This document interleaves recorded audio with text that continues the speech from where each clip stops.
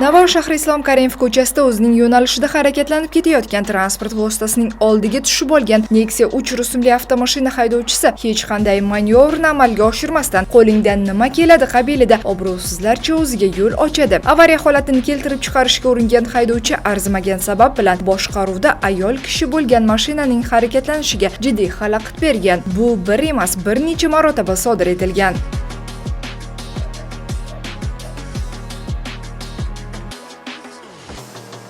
Jinoyat ishlari bo'yicha Navoiy shahar sudi sudyasi raisligida mazkur ish ko'rib chiqilib, fuqaroning xatti-harakatiga qonuniy baho berildi. Shu Nexia 3 market qilib keldi.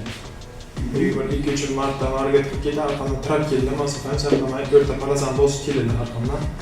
Ikkinchi polosaga o'tkazib chiqaribdilar. Keyin ichki organlarning onlaynga o'tdim, biqinimga o'tdilar, keyin men shunday qilib o'tdim ularni. Necha marta? Bir marta. Siz necha marta qildingiz? Aytavering, videosini ko'rdim. Qariyb 10 martaga yaqin videosini ko'rdim. Keyin o'sha avval o'tib, o'sha matematika faol to'xtagandan keyin kelyapti, nagirning riski to'g'ri qo'yadi. Uni videoda aks etgan.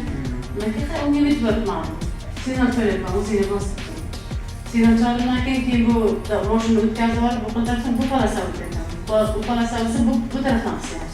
O'zbekiston Respublikasi Ma'muriy javobgarlik kodeksining 8-10 moddasining birinchi qismi bilan ma'muriy huquqbuzarlik sodir etgan deb topiladi va unga 1 yil muddatga haydovchi huquqidan mahrum qilish jazosi tayinlanadi. Yo'l bezorisi o'ziga tegishli nasibasini oldi. Albatta, jarimalardan noliydiganlar hamisha topiladi, biroq o'zini hurmat qilgan va qonunlarga itoat qilgan har bir fuqaro normativ-huquqiy hujjatlar adolatga xizmat qilishini yaxshi anglab yetadi. Bu holatdan boshqalar ham o'zlariga tegishli xulosa chiqarishlarini so'rab qolardik.